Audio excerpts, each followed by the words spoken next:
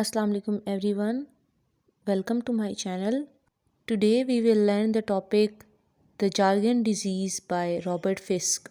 इस टॉपिक से रिलेटेड बहुत सी डिमांड आ रही थी क्योंकि मैंने अपने चैनल पे इससे पहले भी बहुत सारी आर्टिकल्स से रिलेटेड वीडियोस अपलोड की हुई हैं। तो इस वजह से मैंने इससे रिलेटेड जब टेक्स्ट और सब कुछ मटेरियल इकट्ठा किया तो मैंने इसको एक कंसाइज वीडियो में क्लियर करने की कोशिश की है। आप चाहें तो वो सब भी देख सकते हैं, मैं उन सब का लिंक अपनी इस वीडियो के डिस्क्रिप्शन बॉक्स में डाल दूंगी। तो चलिए हम अपने मेन टॉपिक की तरफ चलते हैं। First of all we should know that who was Robert Fisk. Robert Fisk जो थे ये 12 जुलाई 1946 को इंग्लैंड में इनकी बर्थ हुई थी। ये एक राइटर और जर्नलिस्ट थे और इनके पास ब्रिटिश और आयरन सिटीजनशिप थी। और ये ज़्यादा जिस चीज़ पे लिखा करते थे वो दो मेन चीज़ें हैं। फर्स्ट इज़ कि ये लिखते थे जो यूनाइटेड स्टेट्स की या अमेरिका की जो फॉरेन पॉलिसी है मिडिल ईस्ट में जो उन्होंने राइज की हुई है या वो जो चला रहे हैं उसके बारे में। और सेकंड जो इसराइली गवर्नमेंट का जो अटैक है पैलेस्टीनियंस पे उसके बारे में भी ये बहुत लिखा करते थे। उन्होंने अपनी बीए की डिग्री ली थी फ्रॉम लैंकास्टर यूनिवर्सिटी से 1968 में और उसके बाद उन्होंने पीएचडी डिग्री अपनी ली पॉलिटिकल साइंस सब्जेक्ट में ट्रिनिटी कॉलेज उससे ली थी उन्होंने पीएचडी डिग्री 1985 में। और उन्होंने अपना जर्नलिज्म के कैरियर जो है वो 1972 में स्टार्ट किया था। और ये माने जाते थे इनकी बेहतरीन रिपोर्टिंग की वजह से, जो कि ये पैशनेट होकर काम किया करते थे। और यानी कि जो काम ये शुरू करते थे उसमें दिल लगा के वो काम किया करते थे। और दूसरा जो है ये इस वजह से माने जाते हैं थे कि ये उन लोगों तक रसाई हासिल कर सकते थे या उन लोगों तक पहुंच जाते थे कि जो लोग या जो जगह जो हैं वो पहले एक्सप्लोर नहीं की गई या जो बहुत मुश्किल से एक्सप्लोर की जाती थी। तो इसलिए इन दो बातों की वजह से इन्हें बहुत ज़्यादा शोहरत हासिल हुई या पॉपुलैरिटी हासिल हुई। और वो उन चंद लोगों में से थे जिन्होंने उसामा बिन लादेन का इंटरव्यू लिया। उन्होंने gulf Persian war, Afghanistan war और इराक वॉर को भी उसकी कवरेज की थी और उसे नशर करवाया था। और उनकी डेथ हुई थी 30 अक्टूबर 2020 को आयरलैंड में। अब हम आ जाते हैं टॉपिक की थीम्स की तरफ।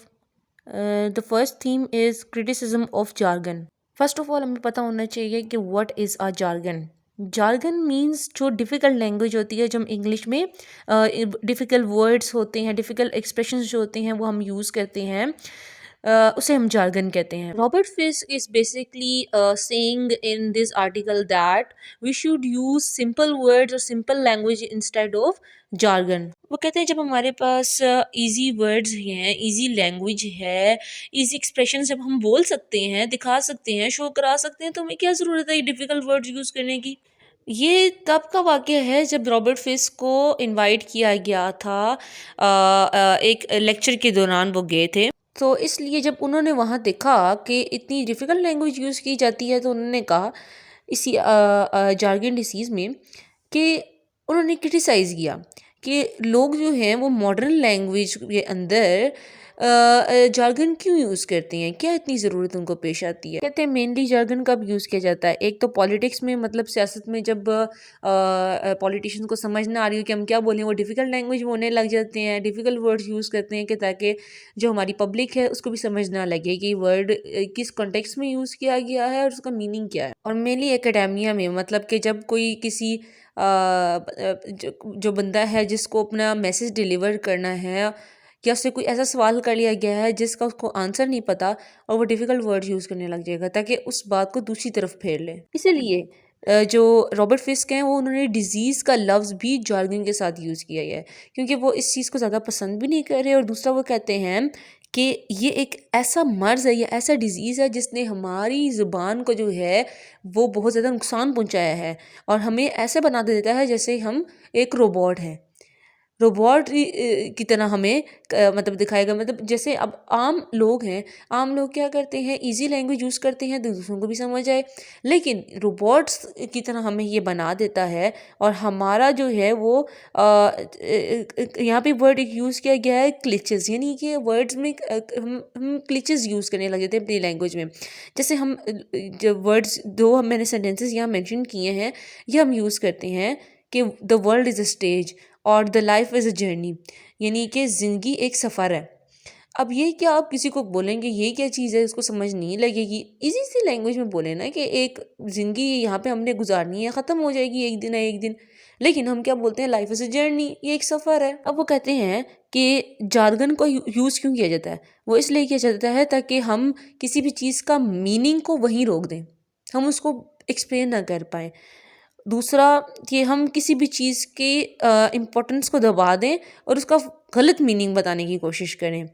और इसीलिए वो कहते हैं, उन्होंने वर्ड्स यूज़ किए हैं, why do people right like this, कि इस तरह क्यों लोग लिखते हैं, क्यों लोग वर्ड्स यूज़ इतने मुश्किल करते हैं। और वो ये भी कहती हैं कि जब कोई कंपनी किसी एम्प्लॉय को निकाल देती है कंपनी से, तो ये भी तो वर्ड यूज़ कर सकते हैं ना कि फायर कर दिया एम्प्लॉय को, फायरिंग एम्प्लॉयज़ कह सकते हैं। ये डाउन साइजिंग का वर्ड क्यों यूज़ करते हैं, किसी को समझ ही नहीं लगे व्हाट इज़ डाउन साइजिंग जब तक वो उसकी डेफिनेशन नहीं देखेगा।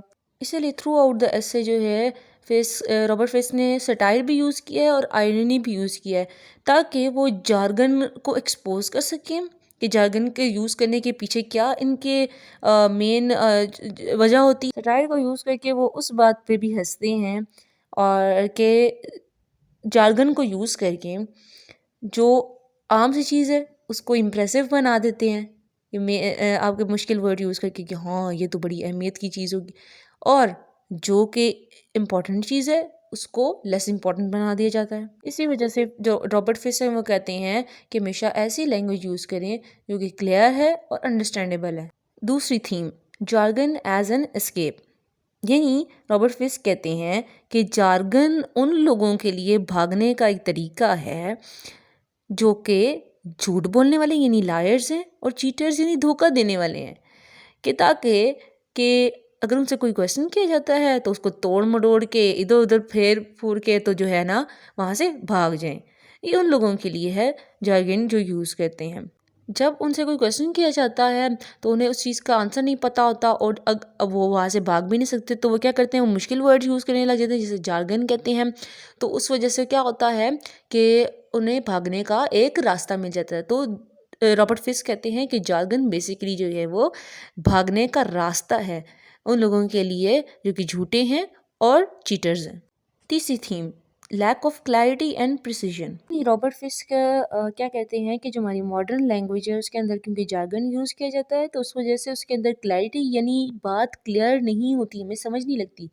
और प्रिसीजन का मतलब है प्रिसाइज यानी छोटी नहीं होती, उसको बड़ा बड़ा बना दिया जाता है। वो ये बात दोबारा से आ गई है कि जो अनक्लियर लैंग्वेज होती है या फिर जिस लैंग्वेज में जार्गन यूज़ किया जाता है उस वजह से क्या होता है कि ताकि हम मीनिंग को वहीं पे रोक दें, मीनिंग समझ ना आए। वो कहते हैं कि जिस लैंग्वेज के अंदर क्लैरिटी नहीं होती यानी वो क्लियर नहीं होती, हमें समझ नहीं लगती, तो उसका क्या नताइज होती है, और उनमें से कुछ कॉन्सिक्वेंसेस या कुछ नताइज क्या हैं। नंबर 1, कन्फ्यूजन एंड मिसअंडरस्टैंडिंग, यानी हम कंफ्यूज हो जाते हैं, हमें नहीं पता होता कि इसका मीनिंग क्या है। सेकेंड, इवेजन ऑफ अकाउंटेबिलिटी, यानी अपनी जिम्मेदारी से दूर भाग जाना। थर्ड, मैनिपुलेशन एंड डिसेप्शन, यानी धोखा दे देना, मीनिंग और है बताए और चीज़। फोर्थ, डिह्यूमनाइजेशन एंड ऑब्जेक्टिफिकेशन, यानी जब आप अपने मीनिंग को जो है वो प्रेजेंट करने की कोशिश करें, दूसरों की बात का मीनिंग नहीं बताना, अपनी मनमर्जी करनी है। इसी वजह से वो कहते हैं जब क्लियर और अंडरस्टैंडेबल लैंग्वेज होगी तो क्या होता है, उस वजह से क्या क्या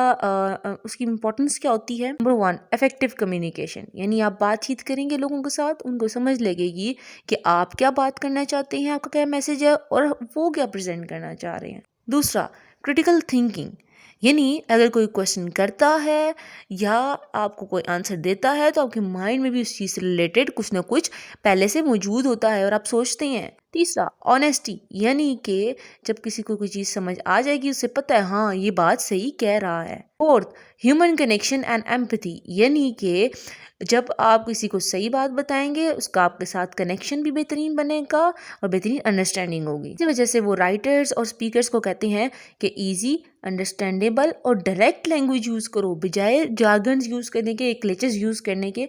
ये किसी काम नहीं आने, किसी को समझ नहीं लगेगा। फोर्थ थीम, पावर डायनामिक्स, यानी जार्गन डिजीज़ में रॉबर्ट फिस्क ये कहते हैं कि लैंग्वेज जो है वो कभी कभार एक टूल के तौर पर या एक औजार के तौर पर यूज़ की जाती है ताकि लोगों के ऊपर या दूसरों के ऊपर कंट्रोल या पावर जो है वो इम्पोज की जा सके, डाली जा सके। ये एक तरह से के पास पावर ही होगी ना कि आपको चीज़ को समझाने की ज़रूरत नहीं है, किसी को डिफ़िकल्ट वर्ड यूज़ कर लो। तो यहाँ पे वो कहते हैं कि जार्गन और क्लेचेस या फिर अनक्लियर लैंग्वेज जो है यूज़ करके क्या किया जा सकता है। Number 1, exclude others from understanding और पार्टिसिपेशन, यानी अगर कोई बंदा आपसे कोई क्वेश्चन करता है और आपको उसका जवाब नहीं पता और डिफ़िकल्ट लैंग्वेज यूज़ कर लेते हैं, ज़ाहिर बात है उसको भी समझ नहीं आएगी और वो आपसे क्वेश्चन करने के दोबारा लायक ही नहीं होगा, क्योंकि अगर उसको सही तरह समझ नहीं आएगी और आपसे कोई उल्ट पुल्ट सवाल कर ले तो ज़ाहिर बात है उससे भी शर्मिंदगी होगी। सेकंड, मैनिपुलेट और डिसीव पीपल फॉर पर्सनल और पॉलिटिकल गेन, यानी कि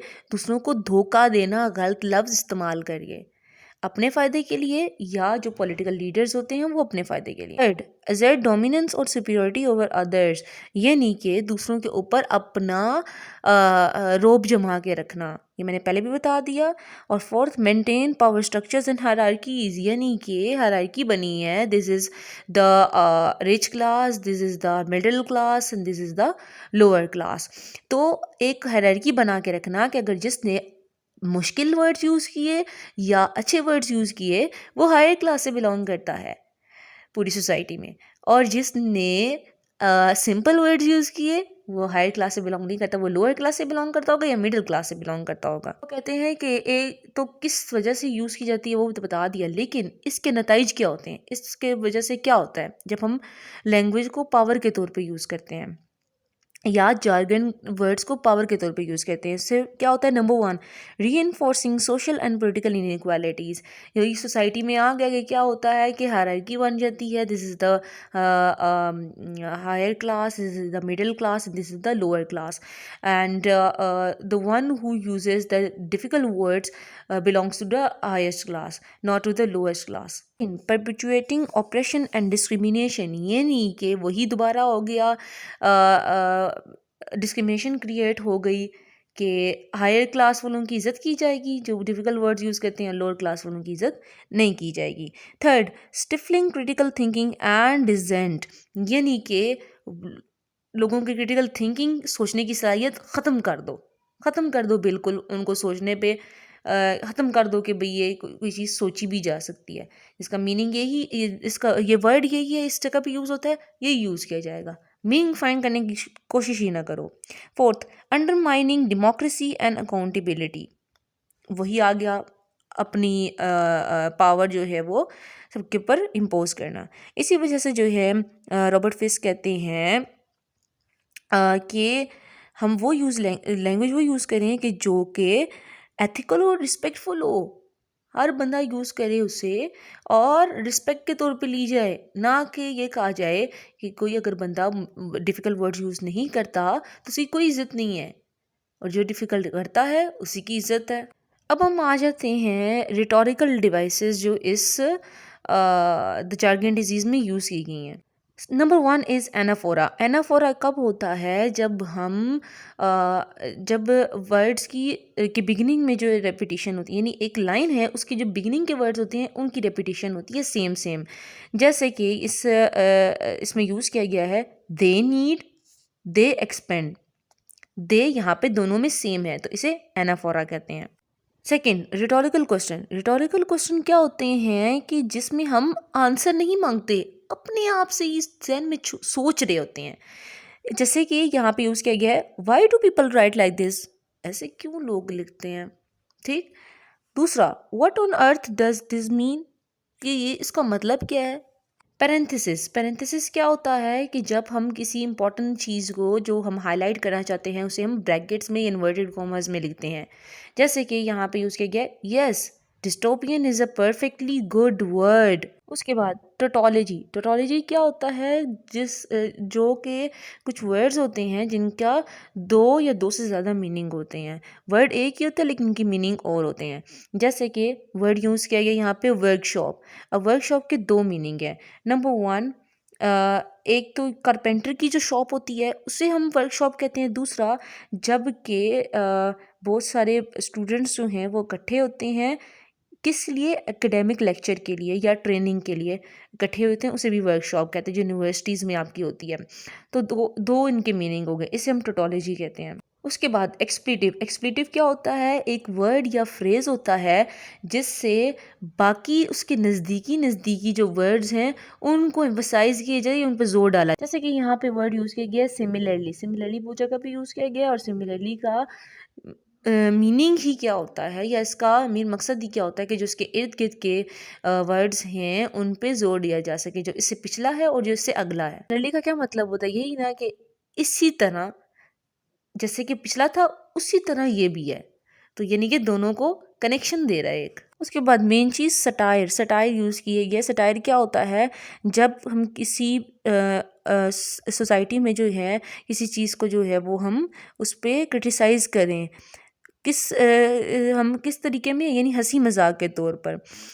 कैसे यहाँ पे यूज़ किया गया है, we are downsizing our language, outsourcing our thoughts and reengineering our thoughts. यानी कि यहाँ पे हम जार्गन को जो है वो क्रिटिसाइज़ किया जा रहा है कि हम अपनी लैंग्वेज को तो है ना ख़त्म कर दिया, हम लोगों ने ख़त्म कर दिया। डाउन साइज मीन्स जैसे हम डाउन साइजिंग जो है वो भी बताया था, जब हम एम्प्लॉयज़ को फायर कर देते हैं तो उसकी जगह पे डाउन साइजिंग का वर्ड यूज़ किया गया। ये जानबूझ के उन्होंने वर्ड्स मुश्किल यूज़ किए गए हैं कि ताकि वो जार्गन को क्रिटिसाइज़ कर सकें। उसके बाद मेटाफर वो फिगर ऑफ स्पीच होता है जिसमें हम दो चीज़ों को कंपेयर करते हैं विदाउट यूजिंग लाइक और एज, यानी लाइक और एज यूज़ नहीं करते, उसके यूज़ के बगैर हम दो चीज़ों को कंपेयर करते हैं। जैसे कि यहाँ पे यूज़ किया गया है, the jargon disease is a plague that has infected our language. यानी कि जार्गन डिजीज़ को जार्गन को एक डिजीज़ के साथ, बीमारी के साथ कंपेयर कर रहे हैं, प्लेग के साथ। लेकिन यहाँ पे लाइक और एज यूज़ नहीं कर रहे, उसके बगैर ही डायरेक्टली कर रहे हैं। जैसे हम यूज़ करते हैं ना, मेरा बेटा चांद जैसा है, वो नहीं, हम कह रहे हैं मेरा बेटा चांद है, डायरेक्टली बता रहे हैं। तो ये था आज का हमारा topic, the jargon disease by Robert Fisk. अगर आपको इससे रिलेटेड कोई भी क्यूरी हो, कोई भी क्वेश्चन हो, तो आप कमेंट सेक्शन में पूछ सकते हैं। Make sure to like the video, share the video with your friends and don't forget to subscribe my channel. Thank you.